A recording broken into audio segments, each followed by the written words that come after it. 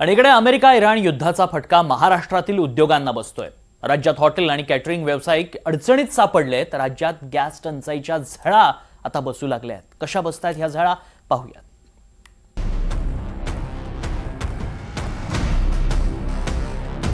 आखाती देशांमधील Iran, Israel आणि अमेरिका यांच्यातील युद्धानं महाराष्ट्रातील हॉटेल आणि केटरिंग उद्योगांना मोठा फटका बसलाय।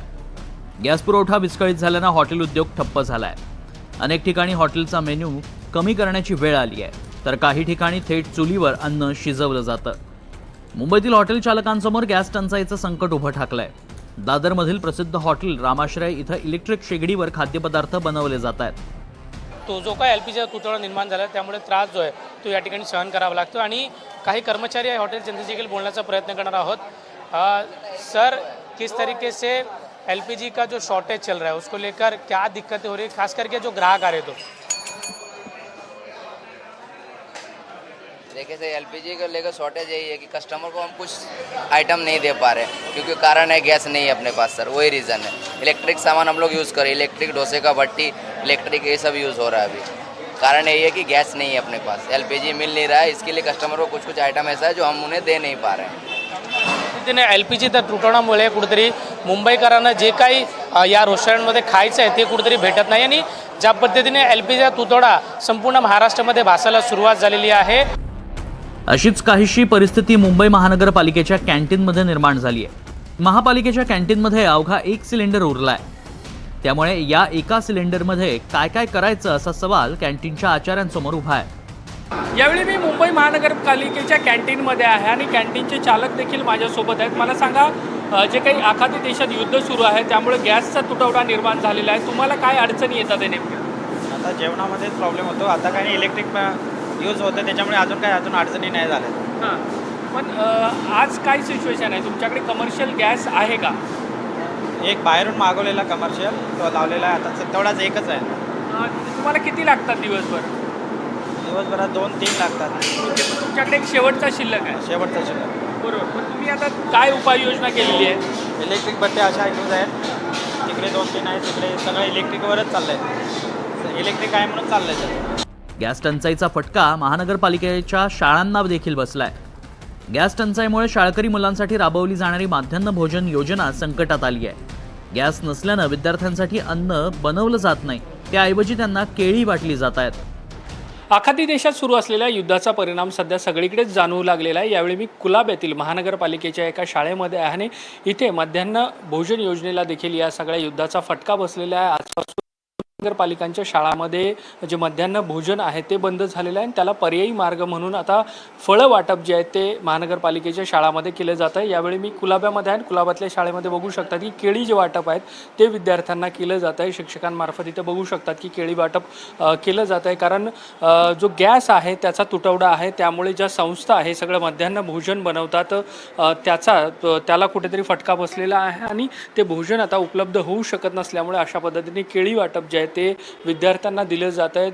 दररोज ज्या वेगवेगळ्या बॅचेस असतात त्याच्यामध्ये हे मध्यान्ह भोजन त्याच्या पदार्थ दिले जातात। मात्र आता गॅसचा तुटवडा असल्यामुळे आपण बघतोय की केळी वाटप जे आहे ते अशा पद्धतीने शाळेमध्ये केलं जाते। युद्धाचा परिणाम आता घरातील शुभकार्यातही दिसू लागलाय। नाशकात व्यावसायिक गॅस सिलेंडरच्या तुटवड्यानं लग्नसराईचे कार्यक्रम अडचणीत आलेत। नाशिकमधलं हे बेलसरे कुटुंब, यांच्या घरात लग्नाची लगबग आहे। 2 दिवसांनी म्हणजे 14 मार्चला खुशबूचा विवाह सोहळा पार पडणार आहे। घरात मेहंदीचा कार्यक्रम असून नातेवाईक मित्रमंडळींमध्ये उत्साहाचं वातावरण होतं। मात्र या आनंदावर अचानक चिंतेचं सावट आलंय, कारण ज्या मंगल कार्यात लग्न होणार होतं तिथल्या मालकांनी लग्न घर गाठलं आणि जेवणासाठी 5 सिलेंडर तुम्हीच उपलब्ध करून द्या अशी मागणी केली आहे। नाशिकच्या बेलसरे कुटुंबियांचं घर हे सध्या लग्नघर बनलेलं आहे।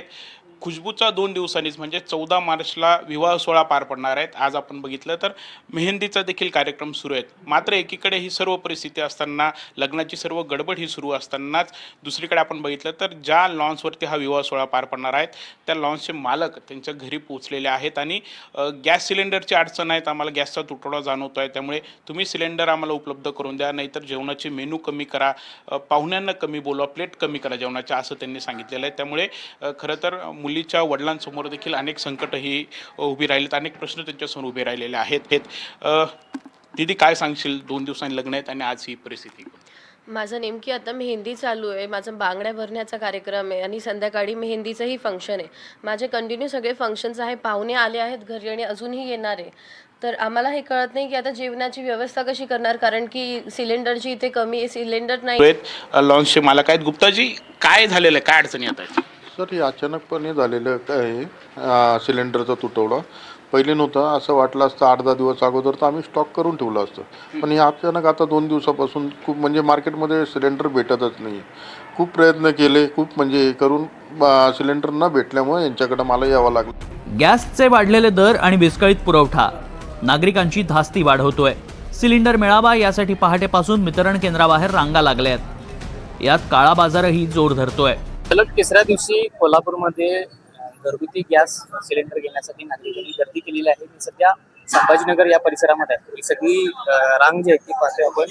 घरगुती गॅस सिलेंडर टाकी खरेदी करण्यासाठी ही सगळ्यात महत्त्वाचं म्हणजे आज या ठिकाणी पोलीस बंदोबस्त जो आहे तो लावण्यात आलेला. कारण यापूर्वी या ठिकाणी रास्ता रोको करण्याचा प्रयत्न नागरिकांकडून करण्यात आलेला. या महिला देखील आपण पाहतोय. अगदी उन्हातानाचं सगळे लोक जे आहेत ते या ठिकाणी या रांगा लावून या ठिकाणी उभारायचं पाहायला मिळते. काकी, किती वाजता आलाय? आले की 9 वाजता. 9 वाजता मिळणार का सिलेंडर? जाऊ आता काय करतात त्यांच्या मनावर, आपल्या नावावर ते. बुकिंग कधी केलं? 10 तारखेला. 10 तारखेला. घरपोच मिळालं नाही? नाही, येतच नाहीत गाड्या. नाही, साशंकता आहे. हे सगळे आपण पाहतोय. अगदी तोंडाला रुमाल देखील बांधलेला, कारण उन्हाचा तडाखा आहे. उन्हाचा तडाखा आहे आणि आज रांगेत उभं राहावं लागले. गॅस सिलेंडर मिळणार का उभारून तरी? नशिबानं हॉटेलला तर ब्लॅक नाही केला तर मिळणार. हॉटेलला तर ब्लॅक नाही केला तर मिळणार की हो, 100%. चालू आहेत कोल्हापूर सरकारनं हॉटेल बंद केलंय. हॉटेल तर चालूच आहेत. मग गॅस कुठे आला हॉटेलला? हॉटेल चालू आहे तर गॅस कुठे आला हॉटेलला? हे चालू आहेत बऱ्यापैकी. 100% चालू आहेत. हॉटेल कुठला बंद पडला हे दाखवून द्यायचं. गॅस टंचाईमुळे सर्वसामान्यांची धावपळ उडाली आहे. नागरिक गॅस एजन्सी समोर रांगा लावून उभे आहेत. कुणी चूल पेटवण्यासाठी सरण शोधतंय. जेवणाची सोय करता करता अमेरिका इराण युद्धाचा शेवट कधी होणार याकडेही सर्वांच्या नजरा आहेत. Bureau report, NDTV Marathi.